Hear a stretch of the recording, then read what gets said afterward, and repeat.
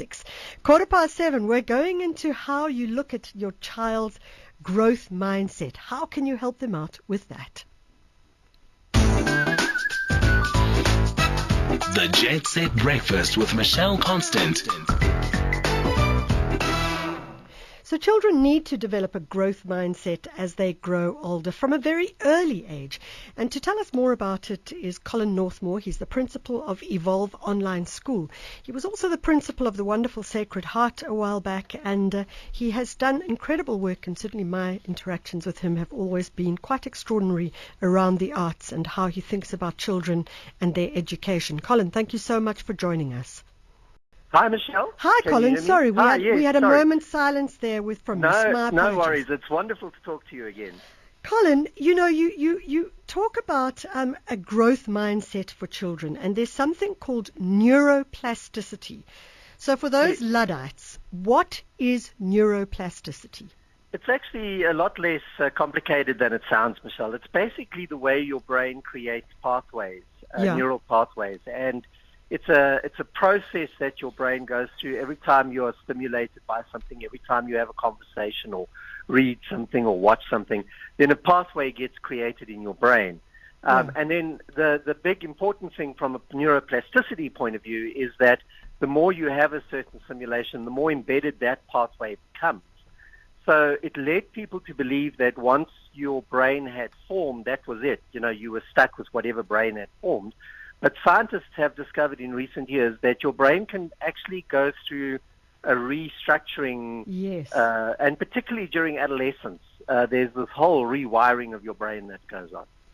So, Colin, let's just talk about that rewiring of your brain for an early child. So the implication when you say that there are neural pathways, and you've implied this in the conversation as well, is that if your brain creates a neural pathway, so we say it's going to go from A to C and it passes B. The challenge, of course, is that if it gets stuck in that pathway, it's always going to go from A to B to C. But maybe you want your child's pathway to go from A to Z to C for something different, to change the pathway, to be more plastic.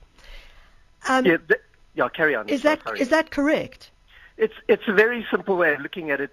I'm afraid a lot more complicated than that. Your brain creates pathways on demand, as it were, but your brain can go from A to D, but what it tends to do is follow the path of least resistance. Okay. So if that A to C pathway exists, it's more likely to follow that pathway than to create the new one to D.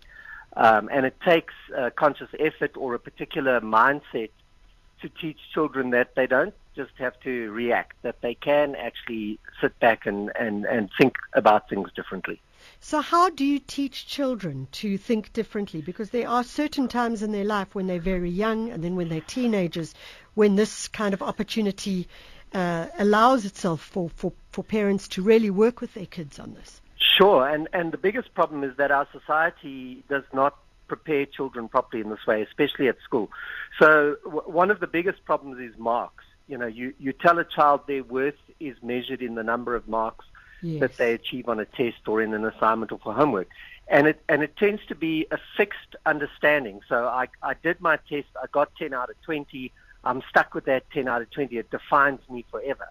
And the trick is for schools and for parents to start to look at that and say to the child, that's an interesting first step.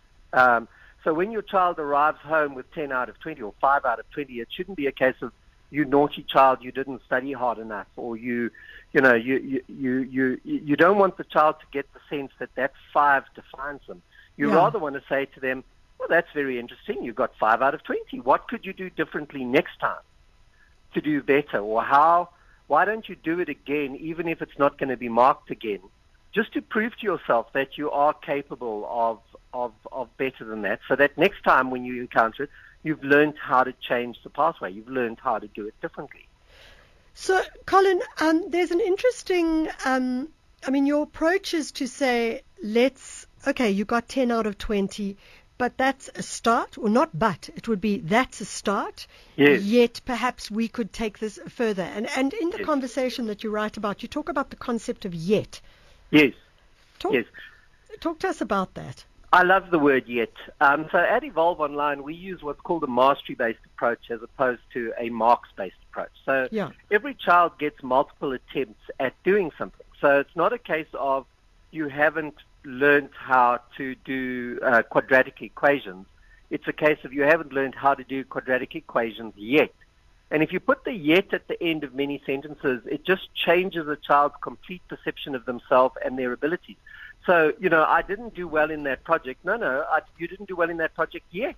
Try that again. I really advise your listeners to go and look at something called Austin's Butterfly on TV. It's the most amazing, and with your art background, of course, Michelle, you'd be very, very fay with that. It's that concept of, yes, the first drawing of the butterfly was interesting and good, but now let's analyze that butterfly. And what I love about Austin's Butterfly is the way that the teacher involves the rest of the children in giving Austin advice, So that's one of the things that we want to build in. It's that ability to say to the rest of the class, well, how do you help whoever, Tabu get better at this? Give him some advice so that he can change his future for himself.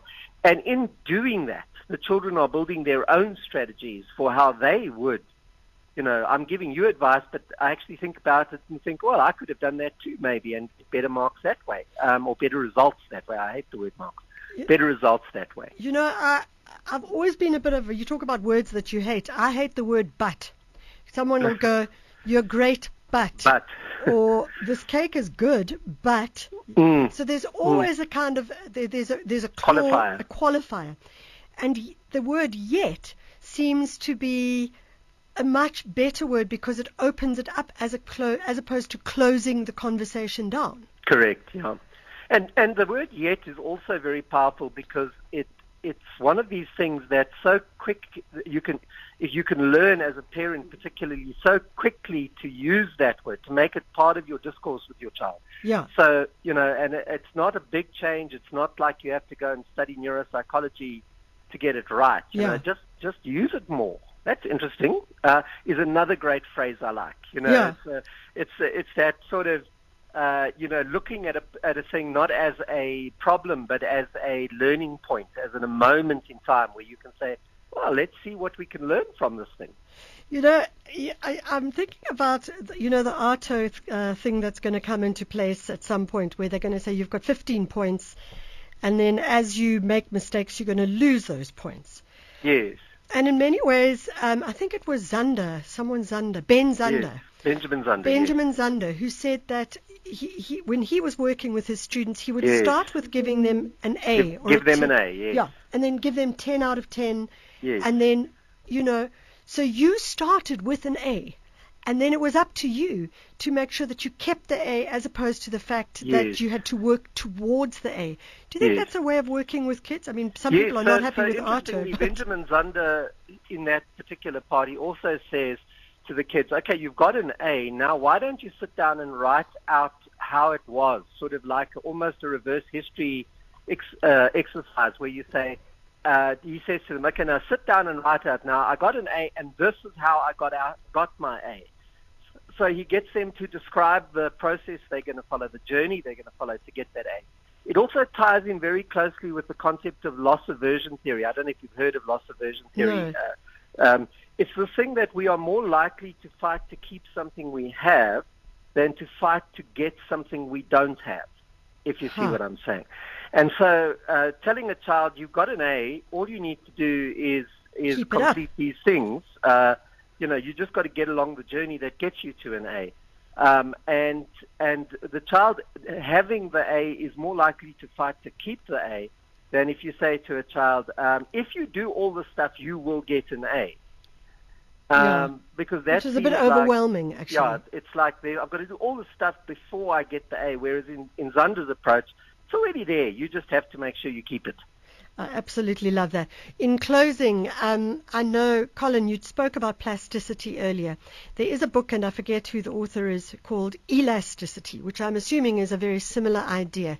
Just remind us why to have an elastic mind or a plastic mind is so important in the world today.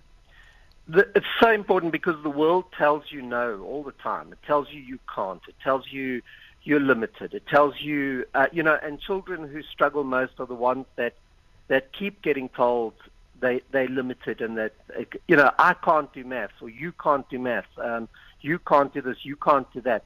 Elasticity or plasticity says yet. Can't do that yet. Yes. But if you imagine a future in which you can do it, there's nothing stopping you from taking the steps that you need to take to get there.